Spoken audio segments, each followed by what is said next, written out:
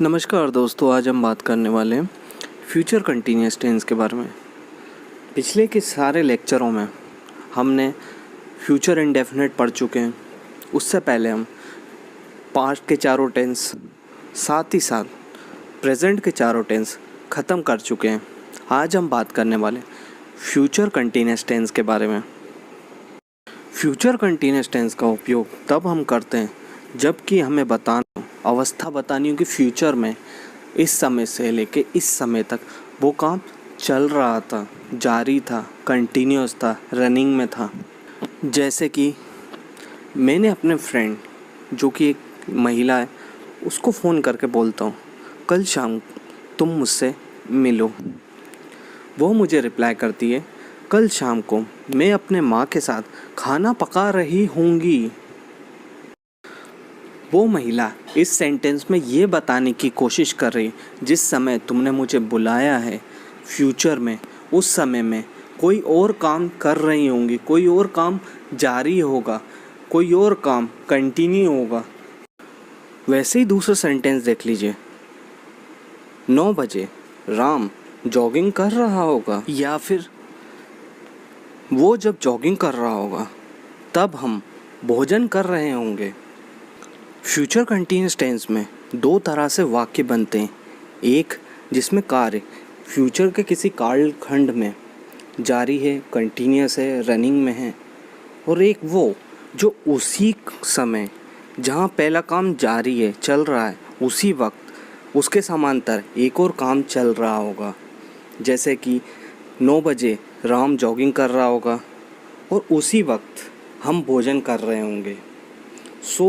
Future continuous में इस दो तरह के वाक्य बनते हैं। एक जब फ्यूचर के किसी कालखंड में कार्य जारी होगा, और दूसरा जब उसी समय कोई एक और काम उसके पैरेलल चल रहा है, उसके समांतर चल रहा है, उसके साथ चल रहा है।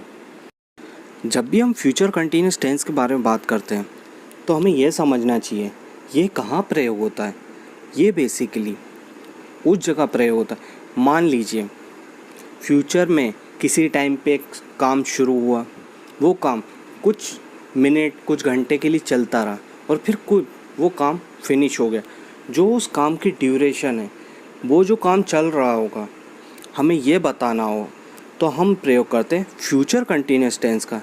जैसे आधे घंटे बाद मैं दोस्तों से बात कर रहा हूँगा, कल वो टीवी देख रहा होगा, राम कल नाच रहा होगा, सीता परसों स्कूल जा रही होगी। इस तरह के जितने भी वाक्य जहाँ पे रहा होगा, रही होगी, रहे होंगे, साथ ही में ये बताया जा रहा है कि फ्यूचर में एक काम चल रहा होगा किसी समय में, तो हमें बताना होता है, तो हम फ्यूचर कंटिन्यूअस टेंस का उपयोग करते हैं।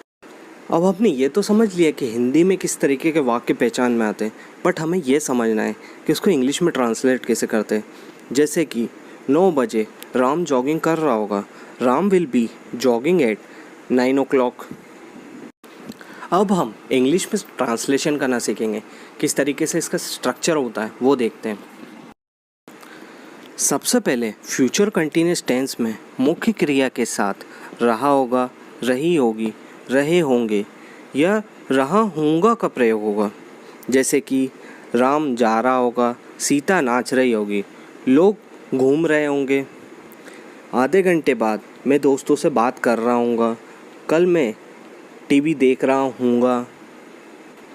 इस तरह के जितने भी वाक्य जिनके आखिरी में रहा होगा, रही होगी, रहे होंगे और रहा होगा का प्रयोग होता है, वो फ्यूचर कंटिन्यूअस टेंस के अंतर्गत आ जाते हैं। अब बात करते हैं अफर्मेटिव सेंटेंस। अफर्मेटिव सेंटेंस वो होता है जिनका सेंस बिल्कुल पॉजिटिव होता है, जिनमें नहीं और क्वेश्चन मार्क का प्रयोग नहीं होता है। ये बिल्कुल सकारात्मक वाक्य होते हैं। इसका स्ट्रक्चर इस प्रकार से होता है, सब्जेक्ट, फिर इसके बाद विल बी का प्रयोग, फिर वर्ब का फर्स्ट फॉर्म और फिर आईएनजी और फिर ऑब्जेक्ट का प्रयोग। सब्जेक्ट राम शाम सीता गीता होता है, फिर हेल्पिंग वर्ब या इसमें विल बी का प्रयोग होता है, फिर वर्ब का फर्स्ट फॉर्म के साथ आईएनजी प्रयोग होता है। जैसे रन का हो जाएगा रनिंग, गो का हो जाएगा गोइंग और फिर ऑब्जेक्ट का प्रयोग। अब समझते हैं इसका एग्जाम्पल से। पहला एग्जाम्पल है, राम जा रहा होगा, इसका इंग्लिश ट्रांसलेशन हो जाएगा राम विल बी गोइंग। इसमें सब्जेक्ट है राम और इसमें क्रिया है जाना, यानी जा रहा होगा। जाने का हो जाता है गो, और गो का वर्ब का फोर्थ फॉर्म यानी आईएनजी फॉर्म होता है going. Ram will be going. वैसे ही अभिषेक आ रहा होगा, इसमें सब्जेक्ट है अभिषेक। अभिषेक विल बी कमिंग। वो बच्चा सो रहा होगा, that kid will be sleeping. अब बात करते हैं नकारात्मक सेंटेंस यानी नेगेटिव सेंटेंस की। ऐसे सेंटेंस जिनका सेंस बिल्कुल नेगेटिव होता है, जिनमें नहीं का या फिर नॉट का प्रयोग होता है। इसका स्ट्रक्चर हो जाएगा सब्जेक्ट के साथ विल नॉट बी का प्रयोग, फिर वर्ब का फर्स्ट फॉर्म और फिर आईएनजी और फिर ऑब्जेक्ट का प्रयोग। अब एग्जांपल से समझ लीजिए। राम नहीं जा रहा होगा, Ram will not be going. Abhishek नहीं आ रहा होगा, Abhishek will not be coming. वो बच्चा नहीं सो रहा होगा, that kid will not be sleeping. अब बात करते हैं इंट्रोगेटिव सेंटेंस यानी प्रश्नवाचक वाक्य। ऐसे वाक्य जिनका सेंस बिल्कुल क्वेश्चन पूछने वाला होता है। ऐसे सेंटेंस जिनमें प्रश्नवाचक चिन्ह यानी क्वेश्चन मार्क का प्रयोग होता है, ऐसे वाक्यों को इंट्रोगेटिव सेंटेंस कहा जाता है। इसका रूल होता है, सबसे पहले प्रयोग होता है WH फैमिली का, फिर इसके बाद विल का प्रयोग होता है, फिर उसके बाद सब्जेक्ट का और फिर बी का। सब्जेक्ट के बाद बी का प्रयोग होता है, फिर वर्ब का फर्स्ट फॉर्म और फिर आईएनजी और फिर ऑब्जेक्ट और आखिरी में प्रश्नवाचक चिन्ह या फिर क्वेश्चन मार्क। WH फैमिली का प्रयोग इस बात पर निर्धारित करता है कि क्वेश्चन यस नो टाइप है या फिर specific question type. Yes no type ऐसे वाक्य होते हैं जिनका उत्तर हाँ या नहीं होता है, जैसे कि तुमने खाना खाया, उसका उत्तर है हाँ या नहीं। तुमने क्रिकेट खेला, हाँ या नहीं। इस तरीके वाक्य जिनका उत्तर हाँ या नहीं होता है वो होते हैं यस नो टाइप, और जिनका उत्तर हाँ या नहीं से कहीं ज़्यादा है। तुमने कौन से कलर की टी शर्ट पहनी है, ब्लू वाइट, ये सब होता है। कलर का नाम बताना है तो उसका उत्तर हाँ या नहीं से ज़्यादा है। तो ये ऐसे वाक्य स्पेसिफिक क्वेश्चन टाइप होते हैं जिनका उत्तर हाँ या नहीं से कहीं ज़्यादा होता है। ऐसे वाक्यों के साथ स्पेसिफिक क्वेश्चन टाइप है तो WH फैमिली का प्रयोग होता है। अगर यस नो टाइप है तो WH फैमिली का प्रयोग नहीं होता है। अब उदाहरण से समझते हैं। पहला सेंटेंस है क्या राम खेल रहा होगा। दूसरा सेंटेंस है राम क्या खेल रहा होगा। पहला सेंटेंस है क्या राम खेल रहा होगा, उसका उत्तर हाँ या नहीं है, यस नो टाइप है। और जो दूसरा है वो है स्पेसिफिक क्वेश्चन टाइप। राम क्या खेल रहा होगा, राम क्रिकेट खेल सकता है, फुटबॉल खेल सकता है, चेस खेल सकता है, कैरम खेल सकता है, मोबाइल पे PUBG खेल सकता है, बट उसका उत्तर हाँ या नहीं होगा। और जो पहला सेंटेंस है क्या राम खेल रहा होगा, इसका उत्तर हाँ खेल रहा होगा या नहीं खेल रहा होगा, इसका उत्तर हाँ या ना है। तो ऐसे वाक्यों में WH फैमिली का प्रयोग नहीं होता है। जैसे कि क्या राम खेल रहा होगा, will Ram be playing. Ram क्या खेल रहा होगा, what will Ram be playing. इसमें पहला क्वेश्चन यस नो टाइप था तो इसमें स्टार्टिंग सेंटेंस की विल से हुई, और दूसरा सेंटेंस स्पेसिफिक क्वेश्चन टाइप है तो इसमें सेंटेंस की शुरुआत व्हाट से हुई, जो कि एक WH फैमिली का मेंबर है। अभी भी आपको समझ नहीं आया तो आप हमारी 10 इन हिंदी वाली प्लेलिस्ट में जाके सारे वीडियो को सीक्वेंस में देखिए, तो आपको यस नो टाइप और स्पेसिफिक क्वेश्चन टाइप समझ आ जाएगा। इस बात की गारंटी मैं देता हूँ। अब उदाहरण से समझते हैं। वो किसके साथ खेल रहा होगा, with whom will he be playing. क्या वो घूम रही होगी, विल शी बी वॉकिंग। वो क्या कर रहा होगा, what will he be doing.